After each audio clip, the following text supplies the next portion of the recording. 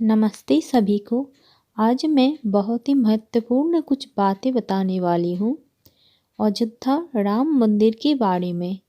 कैसे बाबरी मस्जिद और राम मंदिर का सिलसिला शुरू हुआ था, इसी के बारे में मैं आज बताने वाली हूँ। प्लीज़ वीडियो का एंड तक बने रहना और वीडियो अच्छे लगे तो एक लाइक और सब्सक्राइब ज़रूर करना। साल 1528 और 29 के बीच बनाई गई थी बाबरी मस्जिद। अयोध्या का विवाद बाबरी मस्जिद से घिरा हुआ है।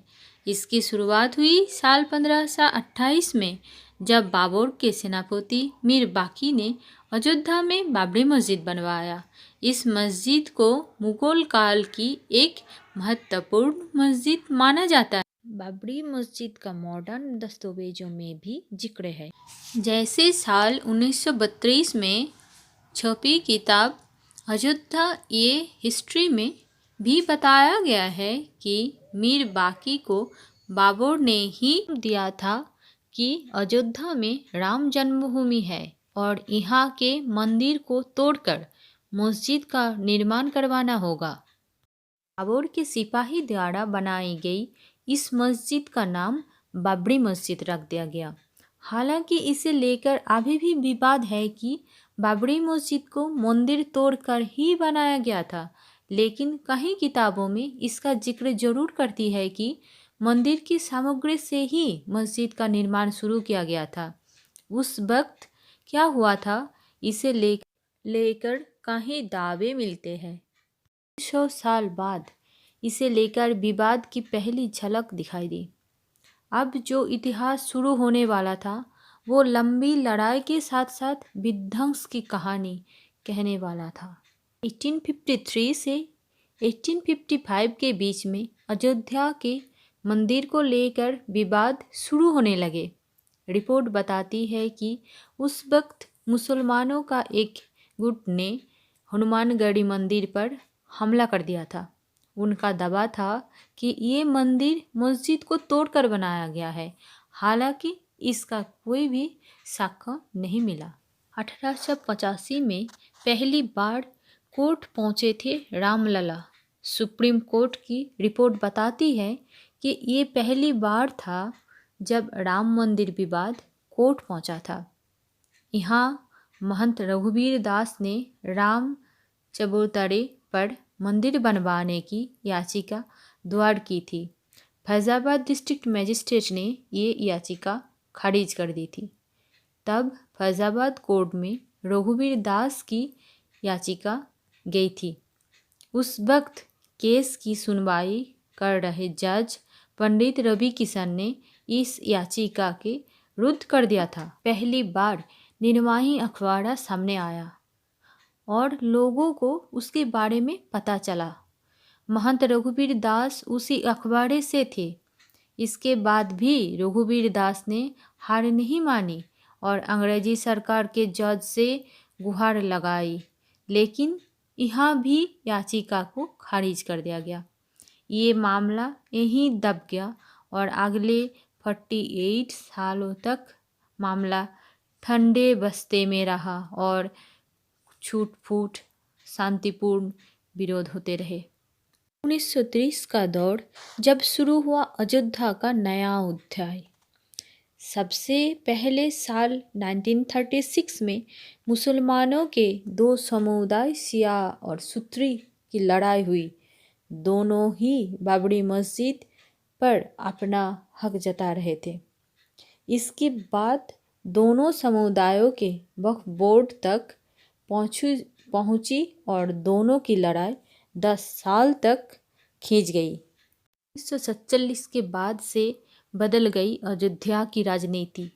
मॉडर्न समय में जब भी अयोध्या की बात होती है तो उसमें राजनीति शब्द जरूर सामने आता है।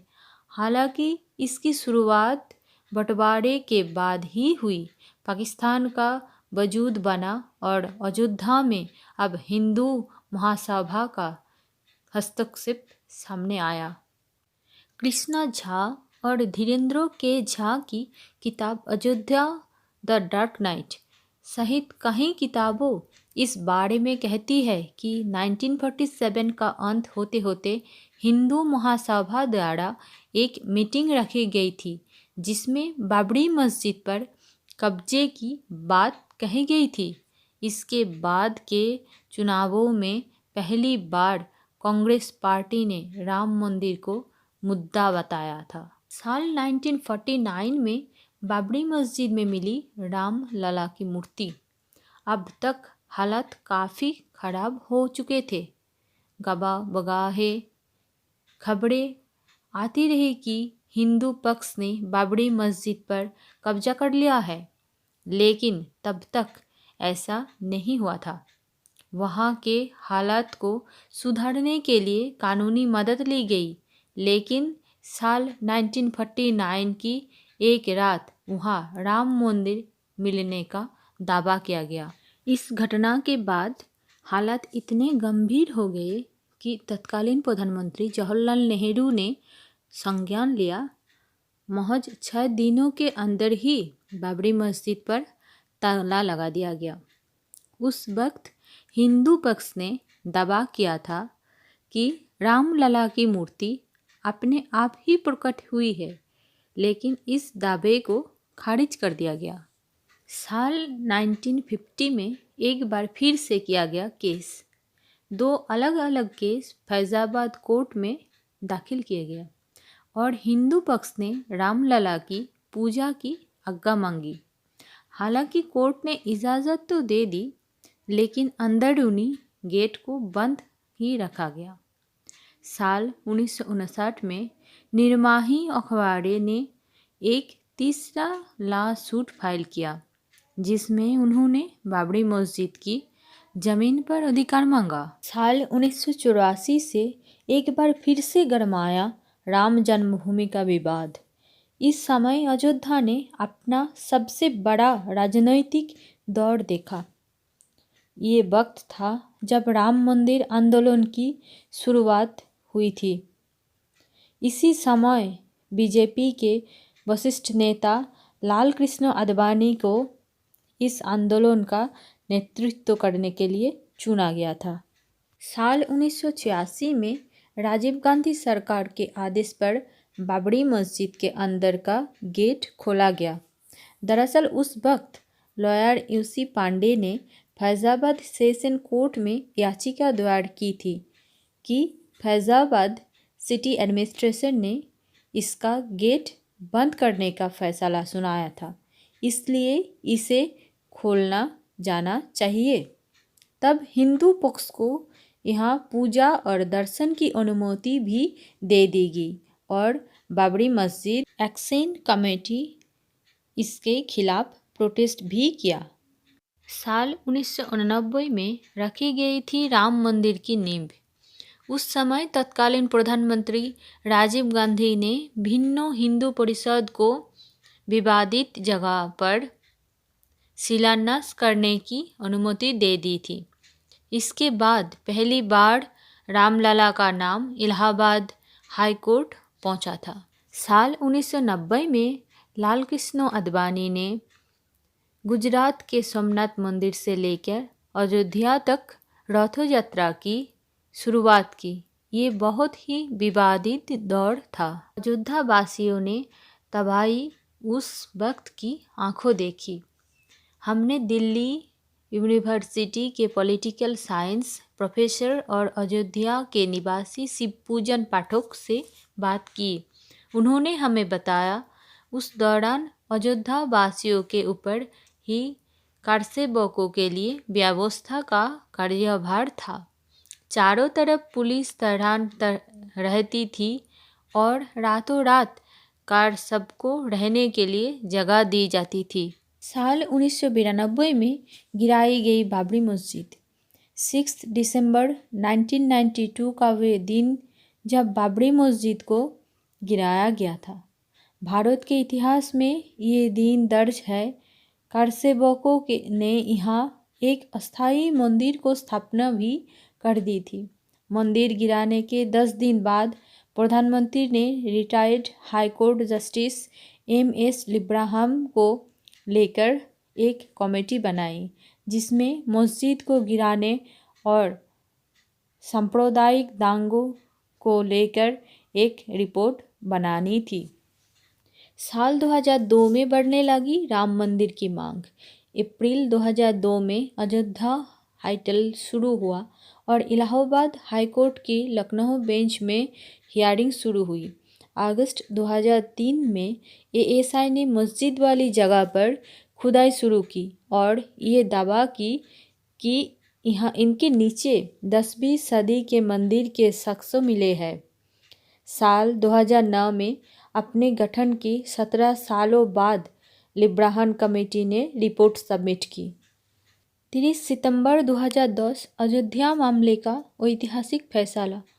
अब तक अयोध्या की जमीन को हर पक्ष अपने लिए मांग रहा था, लेकिन इलाहाबाद हाईकोर्ट ने इस जमीन को 3 हिस्सों में बांट दिया।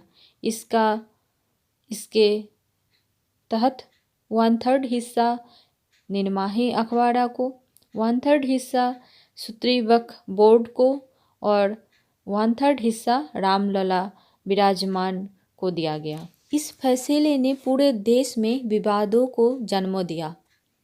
इसके खिलाफ एक बार फिर से याचिका दायर हुई और साल 2011 में सुप्रीम कोर्ट ने इलाहाबाद हाई कोर्ट की रूलिंग को रोक दिया। सुप्रीम कोर्ट ने इस हियरिंग को लेकर कहा कि इलाहाबाद हाई कोर्ट का जजमेंट अजीब है, क्योंकि तीनों में से कोई भी पार्टी इसको लिए गुहार नहीं लगाई थी। साल 2017 आते आते चीफ जस्टिस खेहर ने तीनों पार्टियों को आउट ऑफ कोर्ट सेटलमेंट के बारे में कहा। इस पर एक बार फिर से बहस शुरू हुई। साल 2018 में सुप्रीम कोर्ट ने अपना फैसला दिया, हालांकि तो 3, लेकिन उसे जगजाहिर नहीं किया गया। उस वक्त सुप्रीम कोर्ट ने बड़ी बेंच के तरह उनके फैसले की जांच करने को मना कर दिया था। हाल 2019 में आखिरकार आया ऐतिहासिक फैसला। चीफ जस्टिस गोगोई ने साल 2019 में 5 जजों को बेंच बनाई और पुराने 2018 वाले फैसले को खारिज कर दिया।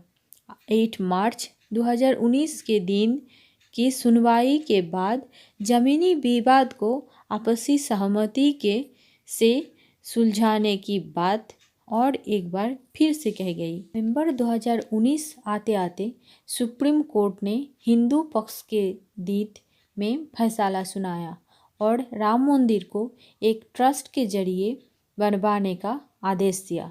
दिसंबर तक इस मुद्दे पर कोई पिटीशन फाइल की गई और सुप्रीम कोर्ट ने इस मुद्दे को खारिज कर दिया। फरवरी 2020 को श्री राम जन्मभूमि तीर्थ क्षेत्र ट्रस्ट की स्थापना हुई। लोकसभा में प्रधानमंत्री नरेंद्र मोदी ने इसकी घोषणा की। सूत्री वक्फ बोर्ड ने 5 एकड़ जमीन को स्वीकार किया और अगस्त 2020 में प्रधानमंत्री नरेंद्र मोदी ने राम मंदिर का शिलान्यास किया। अब 22 जनवरी 2020 को प्रधानमंत्री नरेंद्र मोदी द्वारा ही रामलला की मूर्ति का प्राण प्रतिष्ठा किया जाना है। आशा करती हूँ राम मंदिर के बारे में जानकर आप लोगों को बहुत ही अच्छा लगा होगा। अगर मेरा वीडियो अच्छा लगे तो आगे और भी वीडियो मिलने के लिए चैनल को ज़रूर सब्सक्राइब कर लेना और एक लाइक करना मत भूलना। Thank you. मिलते हैं और एक इंटरेस्टिंग पार्ट के साथ नेक्स्ट वीडियो में।